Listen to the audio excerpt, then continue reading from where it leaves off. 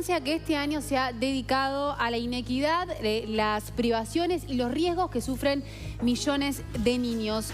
Según este relevamiento, en nuestro país se logró mejorar en varios aspectos como son la reducción de la pobreza infantil, la expansión de políticas en la primera infancia y también la ampliación del acceso a la educación. Pero hay distintos índices que no han mejorado y que por el contrario han alarmado tanto a las autoridades de UNICEF como a nivel público. Y arrancamos a repasar algunas de ellas y comenzamos hablando de la pobreza.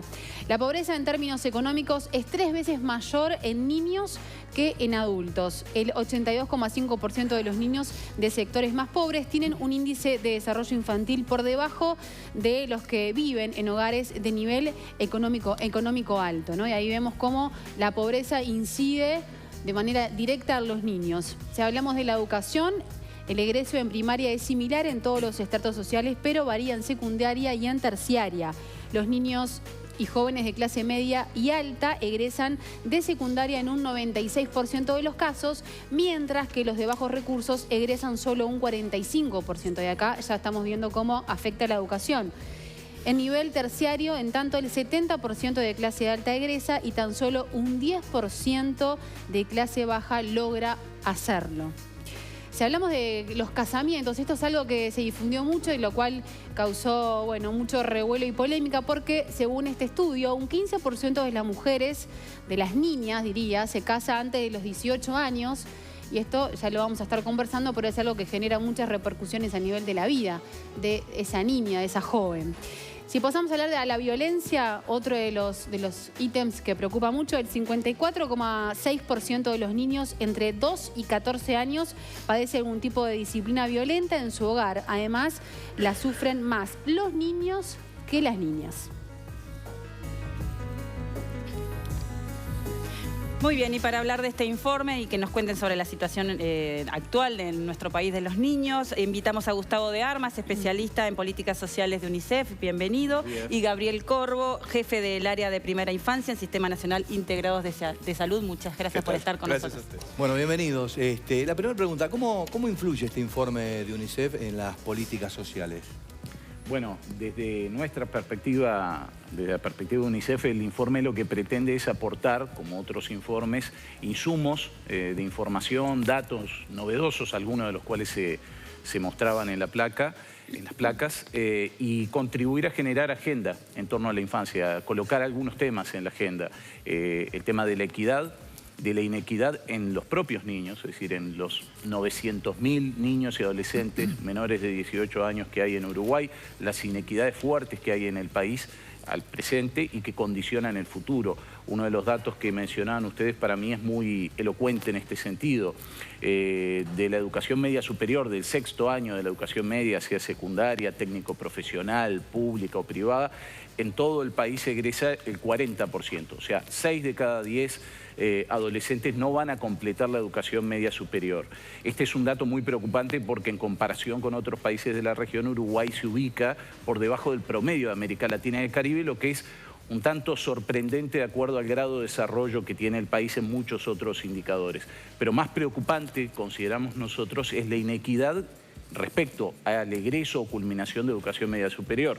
Si se trata de un joven que vive en los 4 barrios de mayores ingresos de Montevideo, la probabilidad de que termine la educación media superior es 80%, igual que el promedio de los países de Europa. En cambio, si es un joven que le ha tocado nacer y crecer en un barrio de la periferia de Montevideo, la probabilidad de que culmine la educación media superior es tan solo 10%.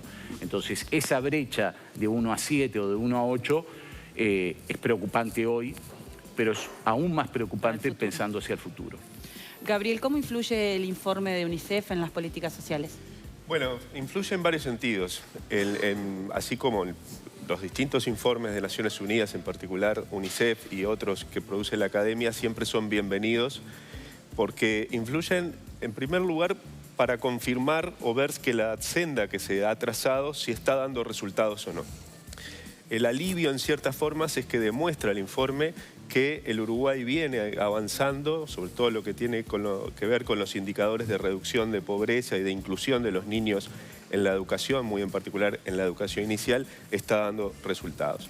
Pero al mismo tiempo muestra alertas, quiere decir que no hay que bajar los brazos, que hay que seguir apuntando, sobre todo en momentos donde la economía puede bueno, poner en juicio las sendas que venimos trazando. Bueno, esto hay que mantenerlo.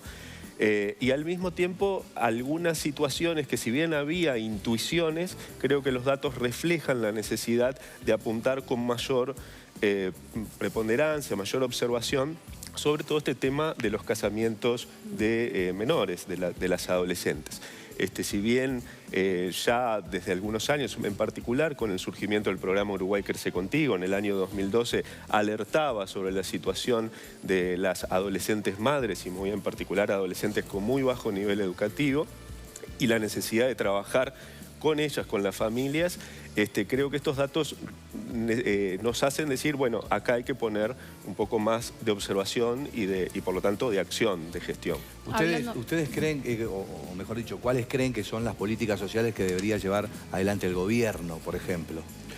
Bueno, lo que nosotros estamos, en particular en el sistema de cuidados, nosotros estamos enfocándonos fuertemente a una apuesta a la primera infancia, entendiendo sobre todo los primeros años de vida, de 0 a 3 años, que hay evidencias en el mundo de distintas disciplinas que desde el embarazo hasta esa etapa es donde, dicho de manera muy común, donde se juega el partido de alguna manera. Es ahí donde se pautan buenas partes del desarrollo emocional, cognitivo, social, que nos pautan en cierta manera para toda la vida.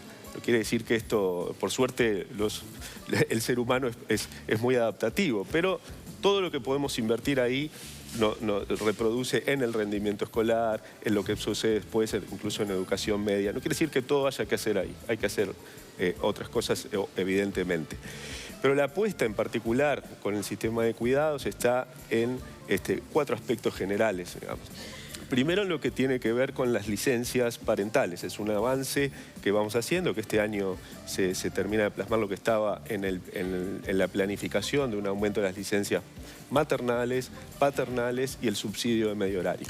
Que no basta, hay que seguir. Si uno compara con los países más desarrollados, bueno, hay una línea de trabajo que tenemos que continuar, pero también hay muchos aspectos cualitativos que tienen que ver sobre todo en los varones, que la sociedad valore y diga qué bueno que los varones nos comprometemos con la crianza de nuestros hijos. Segundo, un avance sustantivo en la educación inicial.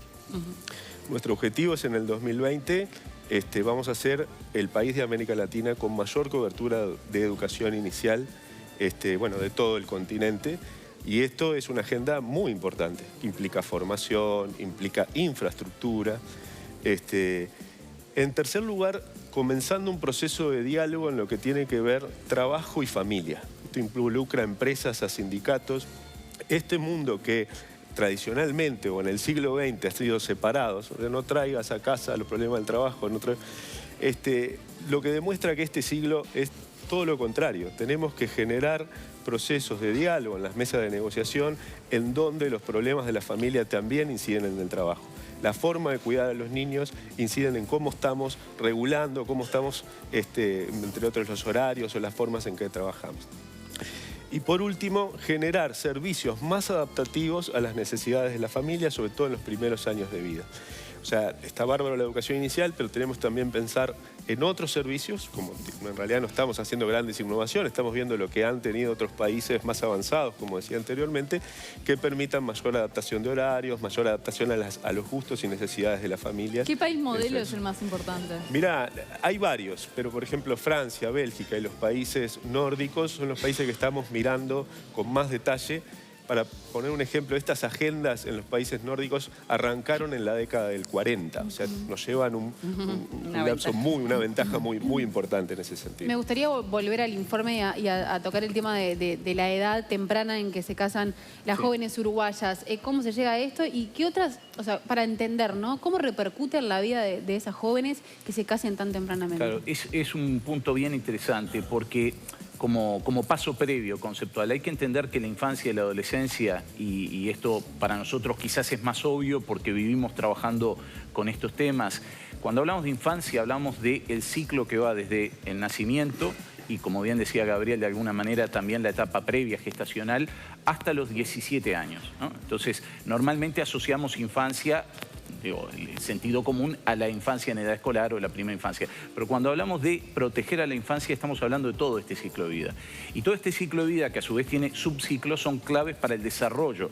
El desarrollo, como bien apuntaba Gabriel, de competencias cognitivas, de capacidades socioemocionales, de todo lo que necesitamos luego como adultos, jóvenes adultos, para incorporarnos a la vida activa.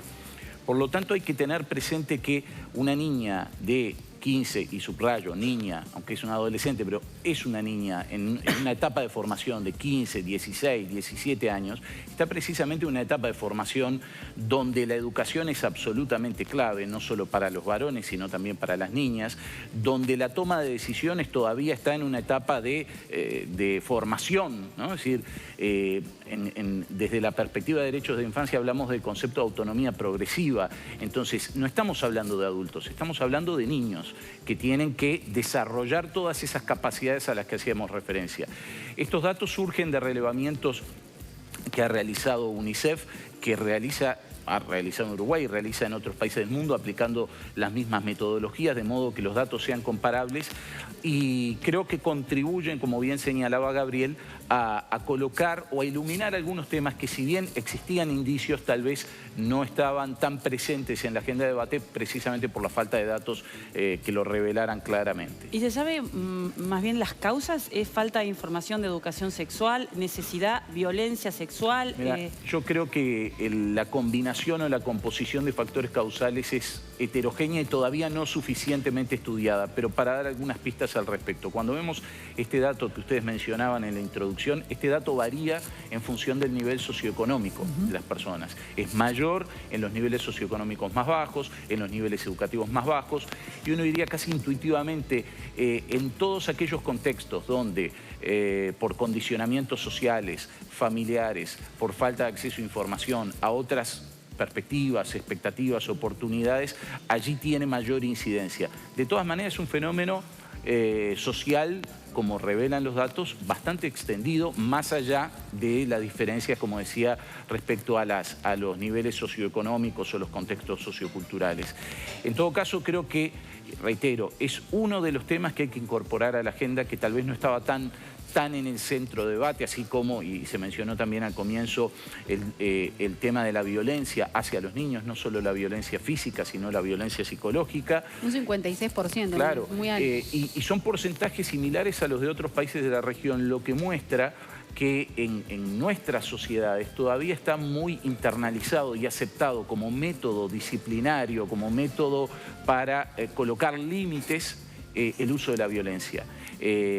Creo, reitero, son temas para agendar, son temas para actuar, no solo para generar debates, sino que son temas para actuar, temas en los cuales ya se viene trabajando. Se podría mencionar, y seguramente Gabriel puede hacer referencia a muchos de los programas o iniciativas que desde el Estado tratan de abordar, en particular, la prevención de la violencia hacia los niños y adolescentes. ¿Cuán importante es tener un país chico a la hora de trabajar? Bueno, eso yo creo que es una ventaja que a veces pasamos por alto, incluso en temas que tienen una magnitud demográfica mayor. Voy a volver, si se quiere, un poco más a un tema que, bueno, por interés profesional me es muy cercano, que es el de la educación. Cuando en Uruguay decimos, bueno, el 30% de los adolescentes o jóvenes no van a lograr completar la educación media básica, y yo le digo al televidente, educación media básica es tercer año de educación media. O sea, olvidémonos de los números, de los datos, de los gráficos, pensemos en nuestras familias o en nuestras historias o en nuestros hijos, si tenemos hijos. Imaginemos en el 2020, 2030, que un tercio de los jóvenes no haya completado el tercer año de educación media. O sea, estamos hablando de un piso elemental de educación para incorporarse al trabajo, a la vida productiva, a la ciudadanía activa. Y aparte, como siempre digo, recordemos que esto está en la Constitución desde hace medio siglo, la obligatoriedad de educación media, artículo 70 de la Constitución del 67. O sea, el Uruguay se propuso ese objetivo hace medio siglo. La Ley de Educación de 2008 extiende la obligatoriedad de educación a educación media superior. Ahora, uno habla de esto y son cifras, referencias jurídicas, pero cuando hablamos de números concretos, ¿no? En Uruguay nacen 45.000 niños cada año, ¿no? De esos 45.000 niños, casi todos van a terminar la educación primaria, ese 97, 98% que tú mencionabas. Un tercio de los 45.000 no va a terminar el tercer año de educación media, secundaria, técnico profesional, público privado. O sea, estamos hablando de 15.000 de niños que por año se van acumulando. Pero es una tribuna de un estadio. Claro, es una cifra muy chica. O sea, cuando uno habla con colegas de otros países, me refiero a UNICEF o Naciones Unidas, y plantea cuáles son los desafíos en términos de números absolutos del Uruguay, y son problemas de un barrio en San Pablo o a lo sumo de un estado en otros, o provincia en otros países de la región. Esto no quiere decir que son problemas simples de resolver, menores, que haya negligencia. No, porque aparte abarcan muchas áreas. Por supuesto, claro. o que no se haya avanzado. Yo quiero acá simplemente destacar algo que mencionaba Gabriel, que es parte del informe y es parte de lo que tratamos de aportar también como UNICEF, que es reconocer cuáles son los avances que ha hecho el país. Yo diría tres cosas: reconocer avances, reconocer asignaturas o identificar asignaturas pendientes y advertir oportunidades. Entre los avances, ¿por qué lo de los avances? No es para pasarle la mano por el hombro al país, al Estado o al gobierno, es simplemente para verificar o no que vamos en dirección correcta. Por ejemplo, hoy tenemos un 18% de niños y adolescentes que son pobres, pero en el 2004 era el 60%. Hoy en día tenemos un 32% de niños y adolescentes afrodescendientes que son pobres, pero en el 2006 era el 70%. Entonces, esto obviamente es resultado del crecimiento económico, un periodo excepcional de la historia económica del país como han sido los últimos 10 años, de políticas de redistribución, de políticas sociales, pero al mismo tiempo hay desafíos. Con estas brechas educativas a las que hacíamos referencia no podemos avanzar. Y al mismo tiempo hay oportunidades. Gabriel lo decía, invertir en la primera infancia resuelve buena parte, aunque no resuelve todo, no es una llave que resuelva todos los problemas, pero buena parte del partido se gana en esos primeros años. Eso es identificar oportunidades. Hagamos un esfuerzo como sociedad muy fuerte, sostenido en el tiempo, en primera infancia. Gabriel, ¿les ha dado resultado el tema de las citaciones a los padres por el tema del PPS, de retirarles las asignaciones familiares como forma también de obligar a esos padres a que sus hijos vayan a estudiar? Sí, ese es un debate interesante, porque desde nuestro punto de vista, lo que no puede es tomarse como un castigo. Claro. O sea, yo creo que todos los padres desean, aún los padres con mayor necesidad económica, lo que más quieren es que sus hijos concurran a la educación.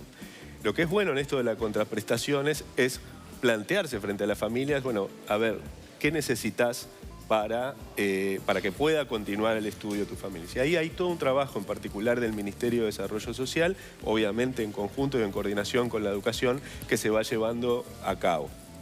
No obstante, es un dato bien importante, porque cuando estamos viendo la población que accede a este tipo de prestaciones, estamos hablando de la población más vulnerable, que básicamente, y también tiene que ver con varias de las políticas que se han llevado, hay un conjunto de población que hoy no está en la línea de pobreza porque gracias a una serie de prestaciones no contributivas que el país ha venido llevando de manera sostenida, un poco lo que decía Gustavo, de mantener y confirmar la senda de que no hay que bajar los brazos, hay que revisar, obviamente la sociedad es dinámica, implica nuevas situaciones.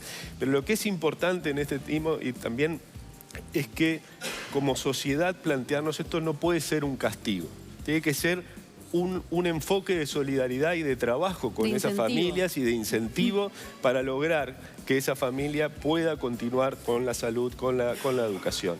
Eso es importante porque a veces... Y entender que a veces esa familia enfrenta problemáticas muy grandes, ¿no? Para poder llegar Totalmente. Mirá, hay un dato de la encuesta nacional de Nutrición y Desarrollo que hizo el INE con Uruguay Crece Contigo en la Universidad de la República, que hay un dato que a mí me pega en el pecho, digamos, que es que los niños chicos, la primera infancia, pasan 16 horas en promedio al cuidado de sus hermanos, ¿sí?, menores de 10 años. 16 horas por semana. Eso, y cuando uno mira dónde están, básicamente estamos hablando de los quintiles más pobres, quintil 1 y 2. ¿Eso es porque la familia es inconsciente? No, es porque no tienen más remedio y porque las acciones públicas tienen que ir al encuentro de esos problemas y trabajar con ellos. Yo creo que ninguna familia desea, que en muchos casos sucede con las adolescentes y las adolescentes mujeres, que dejan de estudiar porque tienen que cuidar a sus hermanos menores. Bueno, esta es una realidad que tiene que ver con comportamientos de género, porque básicamente esa función queda asignada a las mujeres, pero que tiene que ver también con que las políticas debemos de ser más directivas y más eficientes en términos de ese tipo de problemas. Que vamos en dirección, pero queda claro, y el informe es muy explícito, que tenemos materias pendientes todavía. Entonces insisto que no hay que bajar los brazos, hay que apuntar, ser más dinámicos en muchos casos. Y bueno, y por otro lado, sí, la senda está bien, pero bueno, seguir. Energía. Sí. Vamos a ver esta campaña. Sí, de UNICEF. la compartimos hace algunas semanas aquí en Desayunos Informales. Es una campaña que se hizo viral en cuestión de horas. La vamos viendo, donde muestra a una niña pequeña, en dos situaciones bien distintas y que nos hace reflexionar sobre la indiferencia, ¿verdad?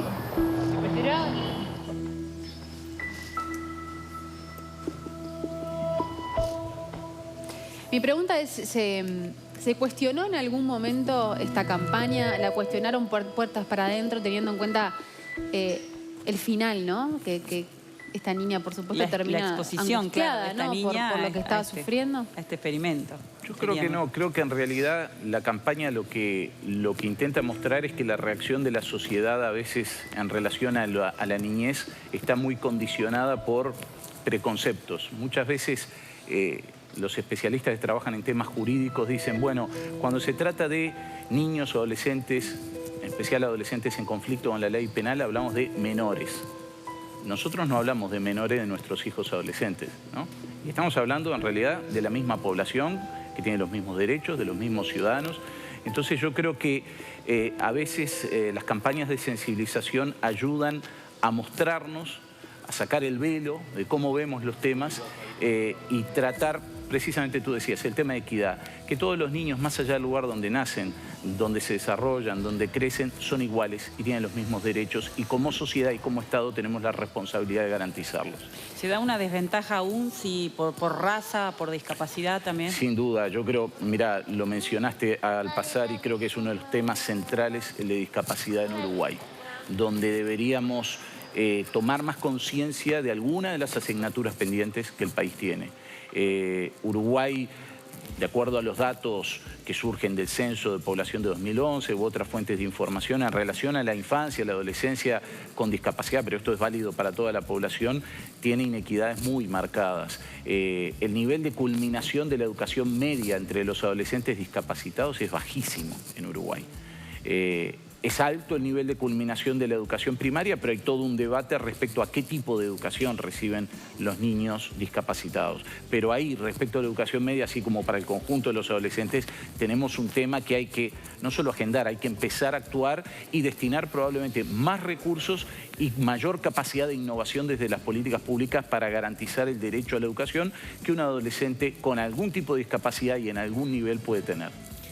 Muchísimas gracias. Gracias a ustedes. Gabriel, Gustavo, Felicitaciones muchísimas ya gracias por el trabajo que están haciendo. Muchas Y obviamente que es un trabajo entre todos, no nos cansamos de decirlo. Este también es un trabajo de todos.